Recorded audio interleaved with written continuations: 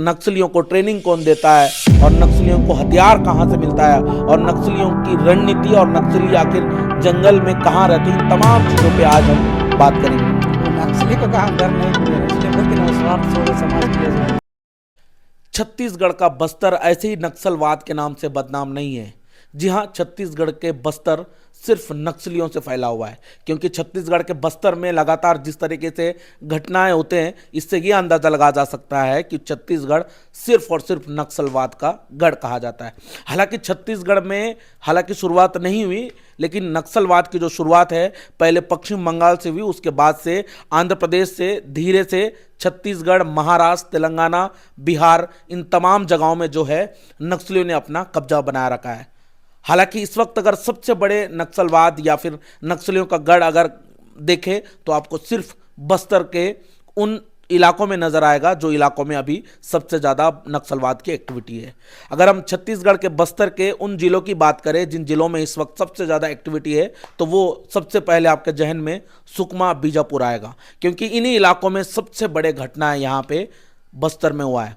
हमारे साथ आज ऐसे शख्स है जो नक्सलियों के गढ़ से निकलकर आज मुख्य धारा में शामिल हुए। हमारे साथ बद्रन्ना जी है, बद्रन्ना जी से हम आपको मिलाएंगे और बद्रन्ना जी से हम आपको वो तमाम सवाल जो आपके जहन में होता है, आखिर नक्सलियों को ट्रेनिंग कौन देता है और नक्सलियों को हथियार कहाँ से मिलता है और नक्सलियों की रणनीति और नक्सली आखिर जंगल में कहाँ रहते हैं, इन तमाम चीज़ों पे आज हम बात करेंगे। लेकिन उससे पहले आपने अगर अभी तक हमारे चैनल को सब्सक्राइब नहीं किया हो तो हमारे चैनल बस्तर सब को सब्सक्राइब कीजिएगा, ताकि हर एक अपडेट हम आपको बस्तर से जुड़ी हम आपको बता सकें।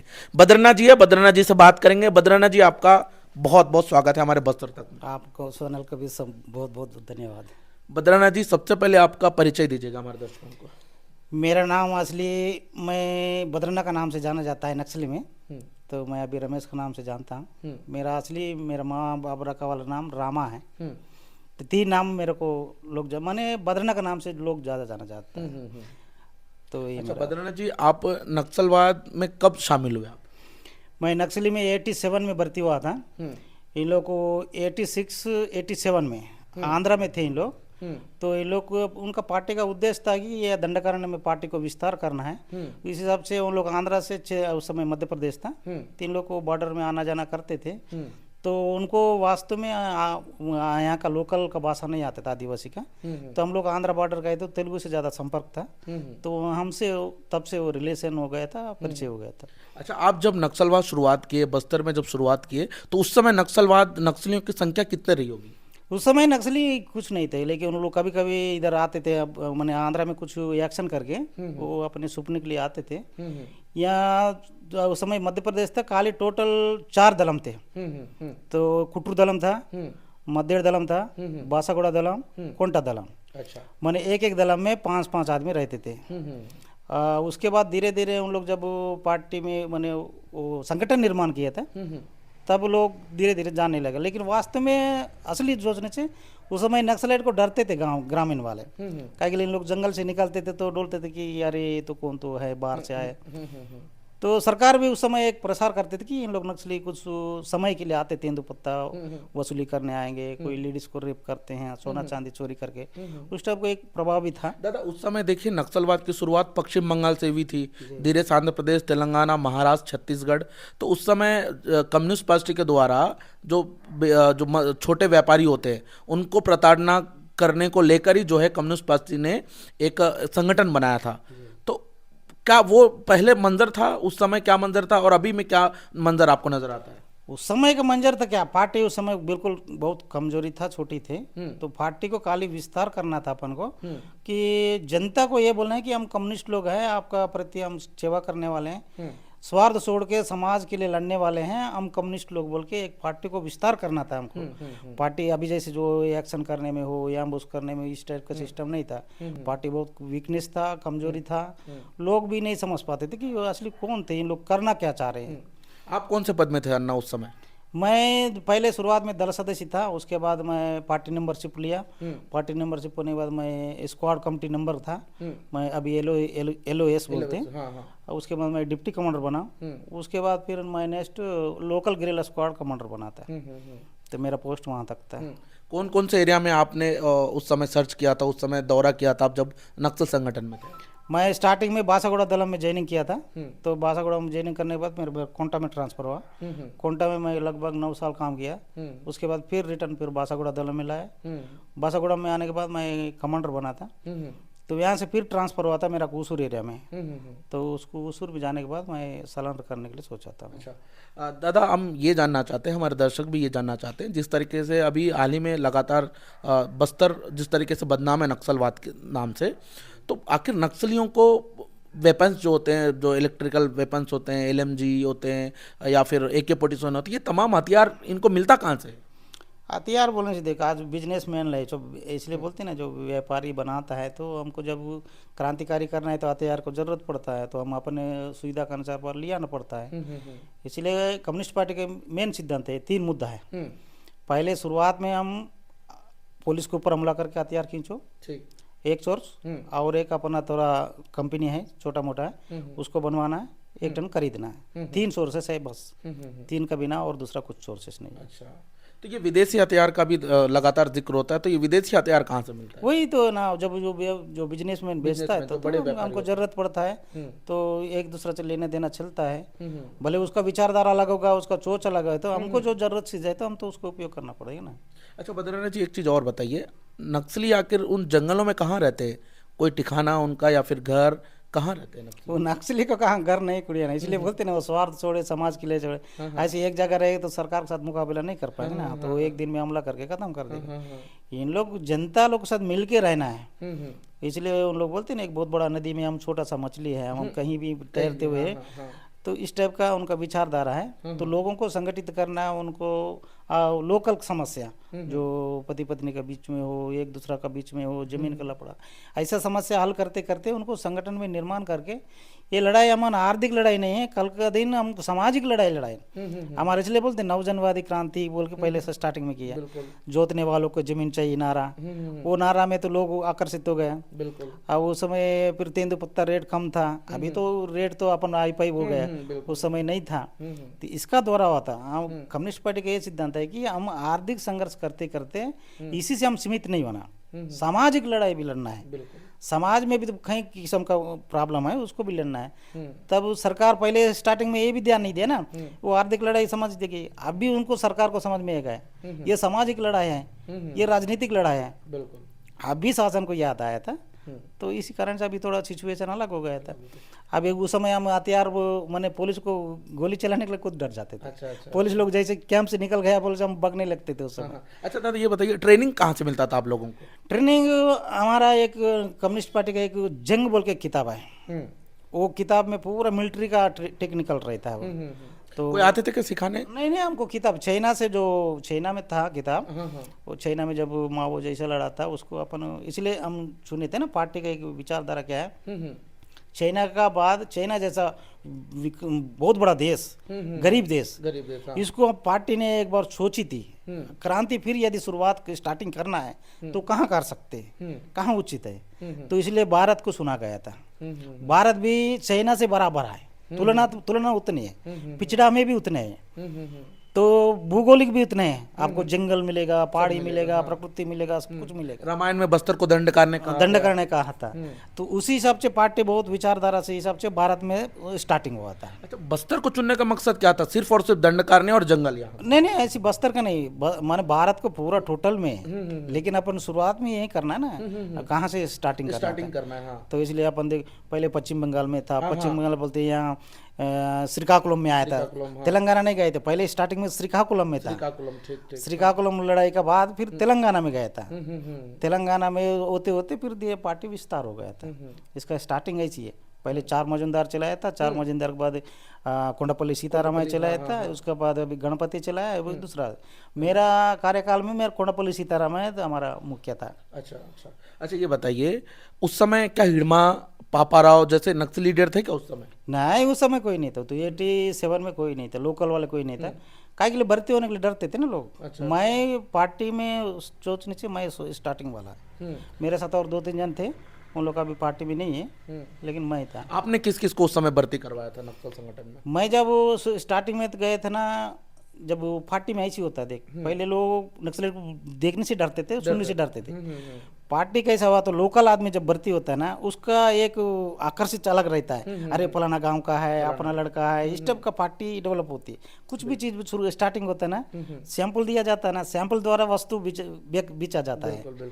ये हमारा पार्टी में भी स्टार्टिंग होने में तो मैं एक सैंपल समझो पार्टी के लिए थे। अब उसका द्वारा अभी कई लोग अभी भर्ती हुआ था। अभी स्टार्टिंग में क्या, हाँ आंध्रा वाले थे ना, यहाँ लोकल वाले कोई नहीं थे। हिडमा वगैरह पापाराव जैसे नक्सलियों को आपने भर्ती कराया था? जी, अब ये लोग सब बाद में भर्ती हुआ था। अच्छा, मेरे बाद में बाद भर्ती हुए थे। मैं पहले वाला था। हम्म। तो आज अगर आप रहते तो तकरीबन 1 आध करोड़ के इनामी नक्सली वो तो हो जाता है, रह जाते। क्यों दादा? रह जाता है। अच्छा बदरना, एक चीज और पूछना चाह रहा था, मेरे दर्शक भी जानना चाह रहे थे कि नक्सलियों को पैसा कहाँ से मिलता है? पैसा हमारा वहाँ भी एक सोर्स है, आपको बंदूक जैसा है हमारा सोर्स। क्या कहता है उस समय, अभी तो नहीं है, जब पार्टी में था उस समय तेंदुपत्ता वालों से मिलते थे हमको। उस समय रोड काम चलता था, वो ठेकेदार से मिलता था। हमको फॉरेस्ट वालों दौर से मिलता है, जंगल कटाई होता था उसमें, कटे होता था, हाँ। मैंने बांस काटते थे और जंगल काटते थे। हमको 3 सोर्सेस था वो समय, 3 सोर्सेस द्वारा हमको पैसा भरपूर मिलता था। लेकिन अभी जब बाद में पार्टी मैंने सरकार जब सोच के ना इसको बंद किया गया था। अभी तेंदुपत्ता और ठेकेदार तो देना मुश्किल है, सरकारी लेडी को। अभी जंगल कटाई तो बंद ही हो गया था। तो अभी रोड रोको काम हम ही कर रहे हैं खुद ही। रोड यदि बनवाता था अभी भी मिल जाता है, लेकिन एक हिसाब सोचने से खुद ही हमें अपना हाथ में कुल्हाड़ी मारे टाइप का लगा। लेकिन पार्टी ये नहीं सोची इसका द्वारा क्या नुकसान होने वाला आने वाले पीढ़ी की, इसलिए बंद किया गया। लेकिन सरकार बोलती है इनका पैसा आता है, लेकिन उस समय का पैसा अभी पैसा में बहुत अंतर है, बहुत अंतर है ऐसी। लेकिन 3 सोर्सेस है, अभी वो 3 सोर्सेस भी बंद हो गए। अभी बंद हो। लेकिन अभी दूसरा सिस्टम सोचे हम, यदि ठेकेदार बंद हो गया, जब सब बंद हो गया, फिर पार्टी कैसा चलाना है। तो इसलिए हम पार्टी ने ये निर्णय लिया था कि ग्रामीण में जो छोटे व्यापारी, जो छोटे छोटे किराना दुकान वाले हैं, कोई छोटे उद्योगी है, जो जैसे लोग हैं, उनसे हम कुछ साल में कुछ फंड मांगेंगे। अच्छा, चंदा संदा मांगेंगे, माने साल का है, हर महीना नहीं मांगेंगे। तो कहीं गाड़ी ले लिया है तो गाड़ी भी भाई इतना % आप दे देना, उनको इच्छा थी। अच्छा, हाँ हाँ हाँ, जबरदस्ती करके फिर पार्टी से दूर हो जाएगा, दूर हो जाएगा, पार्टी से दुश्मनी बन जाएगा। लेकिन प्यार से मांगना है। लेकिन गवर्नमेंट बोलती है कि जबरदस्ती मत, जबरदस्ती मांगे तो हमको नुकसान होना है, पार्टी को नुकसान होगा और किसी को नहीं होने वाला। अच्छा एक चीज़ और, तो नक्सलियों को मेडिसिन कहाँ से मिलता है? मेडिसिन वगैरह नहीं थी, इसी से हम लोग डिबेट करते हैं। मान के चलो आप वो मेडिकल दुकान खोले थे, भाई आपको फंड नहीं मांगे, हम मेडिकल भी दे देना। अब जो जूता दुकान है, हम जूता मांगेंगे, माने हमारा सिस्टम है जी। खाली पैसा मांग के क्या करेगा, पैसा आपको जरूरत नहीं, जितना हो उतनी करना ना। कपड़ा दुकान वाले, भैया आप इतना हमको कपड़ा चाहिए, तो ऐसी है, मैंने ऐसी करके पार्टी को कैसी करके चलाना है। अच्छा दादा, एक चीज़ और है, जैसे ही संगठन में शामिल होते हैं, सुना हूं कि पहले वर्दी नहीं देते हैं, कुछ महीनों बाद वर्दी देते हैं, इसके पीछे की वजह क्या है? नहीं ऐसी नहीं, अभी उस समय वर्दी हमारा भरपूर था, अभी वर्दी का थोड़ा दिक्कत हो रही है, इसलिए कोई भी जाके ऐसे पहन लेते हैं। ऐसी नहीं, वर्दी पहना बिल्कुल अनिवार्य है, काहे के लिए अपन वो प्रकृति में मिल जाना है ना। तो अब व्हाइट पहनेगा तो दूर से दिखाई देगा, दुश्मनी को नजर में आ जाता है। ऐसी नहीं, वो पार्टी का विरुद्ध हो जाता है।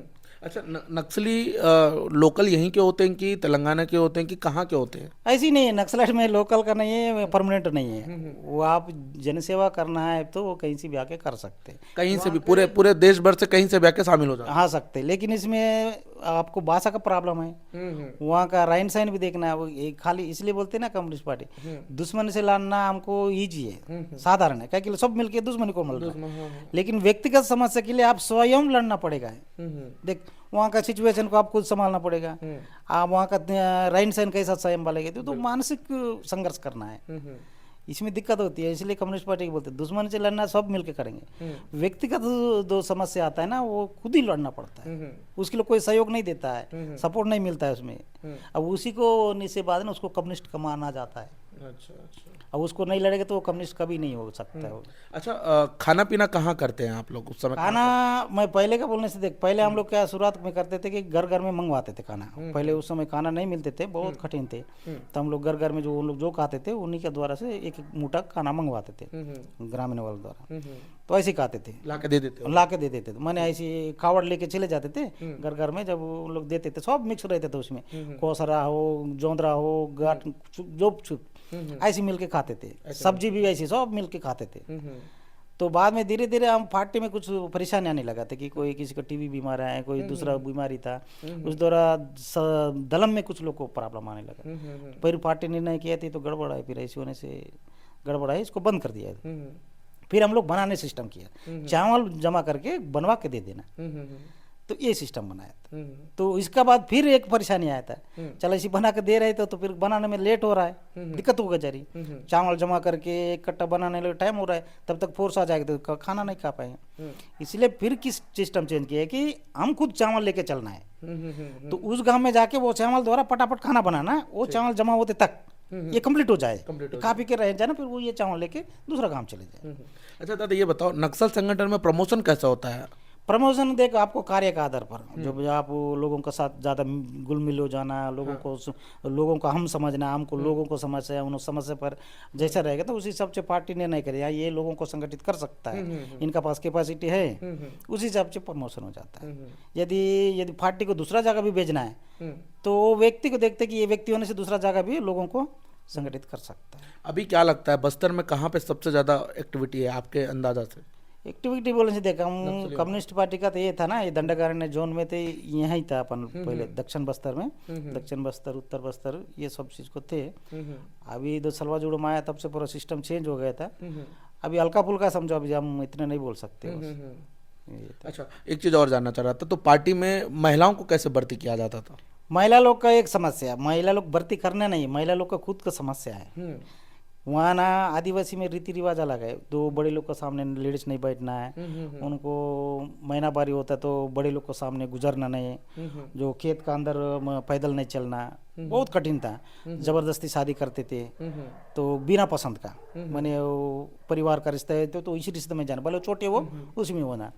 अब उसी में फिर क्या करते थे, छोटे आदमी को बड़े लेडीज को शादी करते थे, जब ये जवान होते थे तो फिर वो बुढ़ापा आ जाते थे, फिर दूसरा शादी करते, मतलब डबल शादी। इस टाइप का कहीं परेशानी था उनको, इसको हम महिला संगठन बना के इनको सिखाने लगा, तब उन लोग आकर्षित होकर पार्टी में आने लगा था। अच्छा पार्टी में शादी, जैसे पार्टी के लोग ही शादी करते थे उससे, तो अगर वहाँ पे अगर महिला गर्भवती हो जाती है तो फिर उसके लिए जो व्यवस्था होनी चाहिए, जो मेडिसिन होना चाहिए, तो तब उस महिला का क्या रहता था? और ये नहीं, उसमें पार्टी में देखो अपन शादी करने के पहले ये पूछते कि भाई अपन बच्चे नहीं पैदा करना है, ये पार्टी का अच्छा सबसे पहले सिद्धांत। हाँ सिद्धांत है कि यदि बच्चे पैदा करेंगे तो आप गर्भवती के साथ घूमना फिरना मुश्किल होगा, सबको पार्टी को परेशानी है, वो खुद का परेशानी, मैंने यही एक ही सोचा, हम क्या सोच के गया था, क्या करने आया था, तो भाई हम एक मंजिल चढ़ने गया, बीच सीढ़ी में उतर गए तो फिर क्या मतलब, इसीलिए पैदा करना बिल्कुल सख्त मना है। तो लेकिन बाद में पार्टी फिर देख हमारा सिस्टम चेंज होते गया, हम डेवलप जैसा पार्टी विकसित होते रहे, हमारा सिस्टम भी चेंज होते गया था। जब हम लोग जब शादी किया था, मैं भी किया रहा, तो हम लोग नसबंदी करवाए थे, तो अभी बाद में फिर पार्टी और 6 साल के बाद फिर उसको सिस्टम चेंज किया, नहीं ऐसी नहीं, सबको नहीं करना चाहिए, हमारा फैमिली में कोई पालना चाहता है उसको हम गोपनीय रूप से उसको बच्चे को दे सकते हैं अपने तरफ से। अच्छा अपने तरफ से आप गोपनीय रूप से दे सकते हैं? हाँ दे सकते हैं, अपना फैमिली में कोई पढ़ा सकता है, लिखा सकता है, देख रह सकते हैं, नहीं किसी को बाल बच्चे नहीं है उसको हम बात करेंगे, भाई आपका बच्चे नहीं है तो हम बच्चे दे सकते क्या, आप पाल सकते क्या, ऐसे अभी सिस्टम 2 बच्चे तक अभी भी पार्टी का अनुमति है। देख मेरे समय देख मेरा मैं ऑपरेशन कराया था, बच्चा नहीं चाहिए, फिर मैं रहते हुए फिर 2 बच्चे के लिए अनुमति दिया गया था, मैं हूँ, ऐसी होता है। अच्छा बद्रा नदी वहाँ पे नाच गाना वगैरह होता है क्या नक्सलियों की तरफ से? हाँ नाच गाना होता है, हमारा वो जननाट्य मंडली बोल गए, उसके द्वारा लोगों को ज्यादा आकर्षित करता है। मैं जब नाच गाना के साथ आप लोग, हाँ मैं जब पार्टी में गया था, मैं कोई सिद्धांत जान के नहीं गया था, मैं नक्सल को ना सिद्धांत पढ़ा, ना उनको जाना ना पाना, कुछ नहीं, मैं गाना के द्वारा सुन के गया था। कौन सा गाना था बताइए? गाना मैंने ऐसे गाते हैं उन लोग अपने मन अपने वास्तविक परिस्थिति क्या है उसको गाना बना के सुनाएंगे दादा थोड़ा सा 2 लाइन? गाना मैंने ऐसी होता है, देखो अपना गाँव हमारा है, हाँ गली हमारे हैं, तो भी बाहर का आते हैं कि ये सरकार क्या बोलती है, सरकारी संपत्ति, सरकारी कर्मचारी की सरकारी संपत्ति बोल के डराता है वो, लेकिन वो यहाँ का नहीं है, मूल निवासी नहीं है, तो ऐसी है, इसलिए बोलते हैं गाँव हमारा, ये गली हमारी, ये बस्ती हम सरे, ये मोला हमारा, हल मना चलाया खेतों का जगाया, दिन रात जगा कर फसलों का उगाया, अपना बिना दही नहीं दूध नहीं, जुल्म को रे उसका जुल्म का रे, गरीब शरीफ मजदूर किसान मिलजुल के रहना रे, क्रांतिकारी झंडा तले संगठित होना रे, ये लुटेरों को सरकार को लात मारो हटा दो, ये गाँव हमारा, ये गली हमारी। तो गाने में पूरा जोश दिख रहा है, मतलब आगे वाले को पूरा जोश मतलब अपने आप आ जाता आ है। जाता है। आपको उसको ज्यादा एजुकेशन देना जरूरत नहीं, क्योंकि लोग शिक्षित लोग नहीं है। हाँ हाँ, आपको गाना के रूप में समझाना। हाँ, सबसे बड़ा हमारा हथियार है गाना है। हम्म। अच्छा दादा ये बताओ, वहाँ पे नक्सल संगठन में पढ़े लिखे रहते हैं कि या फिर वहाँ पे पढ़ाई का भी ट्रेनिंग दिया जाता है? नहीं, पढ़े लिखे भी रहते हैं, पढ़ाई भी करते हैं। मैं भी नहीं पढ़ा ना, मैं भी नक्सली पढ़ाया है। हाँ हाँ। मैं 5वीं तक पढ़ा हूँ, सर्टिफिकेट नहीं है लेकिन मैं पढ़ा। अच्छा दादा और कुछ जानकारी देना चाहते हैं क्या हमारे दर्शकों को?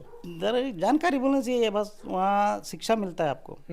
अब मैं अभी भी पार्टी को इसलिए मानता हूँ कि मेरे को जब वहाँ जाने के बाद मेरे को शिक्षा मिला था। ये शिक्षा की वो शिक्षा में अंतर है। यहाँ आप 12वीं पास करो, उसको ABCD नहीं आएगा, वहाँ 5वीं पढ़ेगा तो आपको डिग्री के बराबर बताएगा। क्या बात है। वो देश विदेश के लिए बताएगा। हाँ। अभी मैं 5वीं पढ़ा हूँ, मैं बता रहा हूँ पूरी जानकारी पूर्व जानकारी। देश में अभी क्या स्थिति है, आने वाला समय में क्या होने वाला है, आने वाली पीढ़ी की क्या होने वाला है। तो न्यूज़ वगैरह देखते रहते हो? हाँ, न्यूज़ देखता ना मैं, दिन भर देखते रहता। कि अब एक टन बोलो वहाँ का रहन सहन क्या बोलते हैं, हमारा 3 किस्म का है। जो नक्सली चलना फिरना है। दिनचर्या में जाने से क्या होता है, हम लोग पहले रोल कॉल निकालते हैं कि हम फलाना गांव में जाना है, इतना दूरी में है, इस तरफ जाना है। हम लोग सामने पायलट रहता है, बीच में रहता है कमांडर रहता है, इसका पीछे ये रहता है। जब हम जहाँ डेरा बनाते हैं वहाँ फिर रोल कॉल फिर दूसरा चेंज होता है। वहाँ हम फिर रोल कॉल करके बोलते हैं कि इस तरफ थाना है, इस तरफ गांव है, इस तरफ नदी है, इस तरफ ये है। यदि कहीं फायरिंग हो जाएगी तो हम फलाना गांव में इतना समय मिलना है। सब एक कट्टा तो नहीं जा सकते, ये सिस्टम है। तो ऐसे चलता है दिनचर्या हमारा। बैठक चाहिए। और एक दिन क्या होता है, हम जब एक कैंप लगा जाता है 1 महीना 2 महीना के लिए, उसका रोल कल अलग रहता है। उसका सिस्टम वो समय पर उठना, समय पर नहाना, समय पर नाश्ता करना, समय पर क्लास में जाना है, वो सब रहता है। 3 सिस्टम हमारा कम्युनिस्ट पार्टी का 3 सिद्धांत है हर चीज में। 3 का बिना और दूसरा नहीं है। बदरना ये मुखबिरी के शक में ग्रामीणों को मार दिया जाता था, आज भी मार दिया जाता था, उस समय क्या मार दिया जाता था क्या मुखबिरी के शक में? हाँ, उस समय भी मारे थे। क्या इसका उद्देश्य क्या है बताइए? मुखबिरी का मतलब हम भी बोलते, देख तू एक गरीब आदमी है तो इसीलिए बोलते ना, वर्ग को देख, आप किस वर्ग का व्यक्ति हो, आप अपना वर्ग को बचाएगा कि पैसा को बचाएगा? भाई आप जिंदा रहेगा तो पैसा है ना, तो आप ही नहीं है तो पैसा क्या करेगा बता? आप पैसा के लालच में जाएगा, मुखबिरी करेगा, आपको मिलेगा क्या बता? आपका नुकसान, आपका परिवार को नुकसान है, इधर पार्टी को नुकसान। यदि वो इसलिए बोलते हैं एक व्यक्ति का द्वारा 5 आदमी को नुकसान नहीं होना चाहिए। एक व्यक्ति के द्वारा 5 जन को नुकसान नहीं होना चाहिए। 5 जनों से 5 परिवार को गिनते जाओ। इसको हम गुणा भाग करके उसको शिक्षा दिया जाता है। तेरा द्वारा मिला क्या, कितने जन को नुकसान हुआ, तेरा पैसा कितना दिन का आता है बताओ? इसीलिए बोलते सरकार क्या बोलते थे कि हम पैसा देंगे तेरे को, ये नौकरी देंगे। नौकरी देगा कितना दिन का आएगा तू? तेरा भाई तेरे को जमीन होना चाहिए ना। बिना जमीन का तनख्वाह से कितना दिन गया? 60 साल हो गया, खत्म हो गया, बात खत्म। 60 साल में रिटायर्ड हो जाएगा, उसके बाद उनका बच्चा कहाँ जाएगा? वो तो पुलिस नहीं बन सकते। ये इस हिसाब से मारते। कुछ लोग रहते हैं, देख इंसान एक बराबर नहीं है, कई प्रकार लोग हैं, किसका चोच अलग है, किसका चोच अलग है। तो ऐसे लोग को मुखबिरी का नाम से मारा, इसीलिए ग्रामीण को पूछ के मारते हैं, ऐसी नहीं है। हम ऐसी मारे तो पार्टी तो फिर विरुद्ध हो जाएगा। जो मर गया था उनका फैमिली तो हमको विरुद्ध तो होना ही होना है। अब फिर वो भी है, और एक जनता में एक डर पैदा जा जाता है, और डर के वजह पार्टी दूर हो जाती है। तो ग्रामीण उस समय आप लोगों का समर्थन करते थे क्या? हाँ, समर्थन करते थे। इसलिए समर्थन के साथ साथ उनको इसलिए नहीं एक कट्टा करते थे। जनता ना शिक्षा इसलिए करते थे कि इनको जानो, तो ऐसी घटना फिर अपना क्षेत्र में ना घटे। तो उसी घटना बार बार घटते रह गए, उसी को बार बार करते रह गए, तो फिर पार्टी कहाँ डेवलप होगी? तो इसीलिए शिक्षा का मतलब ये है। इसलिए पहले हम लोग चेतावनी भी देते थे, अभी चेतावनी देने का सिस्टम बंद हो गया। पहले 3 बार चेतावनी देते थे, अभी 3 बार नहीं, 1 सेकंड भी नहीं देंगे, चल सीधा मौत का काय के लिए? ये भी सिस्टम चेंज। अरे उस समय पार्टी को समझते थे नहीं लोग, पार्टी के बारे में जानते थे नहीं, तो उस समय यदि ऐसे घटना करते तो आज लात मार के भगा देते। आज पार्टी को इतना दिन से देख रहा है, आप समझ रहा है, उसके बाद भी अगर गलती करेगा तो इसको क्या शिक्षा, आपको कितना मौका देंगे बताओ? जब एक शिक्षित व्यक्ति गलती करने से एक अनपढ़ गलती करने में इसका अंतर होता है कि नहीं होता? बिल्कुल बिल्कुल। शिक्षा अलग होता है कि सरकार क्या बोलती है कि छोटा करो बड़ा कर, तो गलती गलती है बोलते, ऐसी नहीं है। कम्युनिस्ट पार्टी ऐसी नहीं बोलते, गलती का ऐसी नहीं, वो व्यक्ति किस लेवल का है, उसका शिक्षा इसका शिक्षा में अंतर क्या है, उसी सब शिक्षा दिया पड़ता। ऐसी नहीं कि नहीं गलती होने से एक बराबर है, ऐसी नहीं हो सकता ना। ऐसे करेंगे तो कहाँ से होगा पता। ये है। बिल्कुल, देखिए ये थे बद्रन्ना जी। जिस तरीके से आपने सुना कि हमने लगातार इनसे सवाल किया, आखिर नक्सलवाद को ट्रेनिंग कहाँ से मिलता है, नक्सलियों को पैसा कहाँ से मिलता है, नक्सली रात कहाँ गुजारते हैं, ये तमाम चीज़ों पे हमने बात किया और बद्रन्ना ने बड़े ही मुस्तैदी से जो है सारे सवालों का जवाब दिया। और फिलहाल अगर जानकारी अगर अच्छा लगा तो जानकारी को शेयर कीजिएगा। अगर ऐसे ही खबरें को आपको ऐसी खबरों को अगर आपको देखना हो तो हमारे बस्तर तक के चैनल को सब्सक्राइब कीजिएगा। नमस्कार, धन्यवाद।